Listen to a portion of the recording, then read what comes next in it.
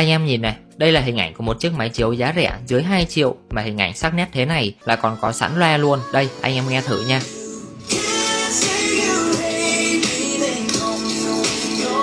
Đấy, vậy đủ chất lượng chưa? Và đây là Aerox Magic Pro, một chiếc máy chiếu giá rẻ nhưng mà có độ phân giải Full HD 1080 cho hình ảnh cực kỳ sắc nét như là anh em đang nhìn thấy. Độ sáng của máy chiếu lên đến 2800 lumen, mình có thể xem cả ngay khi bật đèn. Nhưng mà mình khuyên là anh em nên tắt hết đèn đi thì sẽ có trải nghiệm tốt nhất. Máy thì sử dụng hệ điều hành Android 9, cực kỳ dễ sử dụng. Kích thước màn chiếu thì cũng khá là to, lên đến 180 inch nên là có thể chiếu ra được cái màn hình như là anh em đang nhìn thấy. Cuối tuần ra ngoài xem phim 2 người, cả vé và bắp nước cũng khoảng 400-500 ngàn rồi. Thôi thì mình làm cái máy chiếu giá gần 2 triệu thôi nhưng mà xài được nhiều lần. Nói chung là giá rẻ, chất lượng mình thấy tốt, có bảo hành 1 năm cho mọi người yên tâm sử dụng. Và đây là vài video thực tế của máy chiếu mình để cho anh em xem rồi anh em quyết định xem là có đáng mua hay không nha.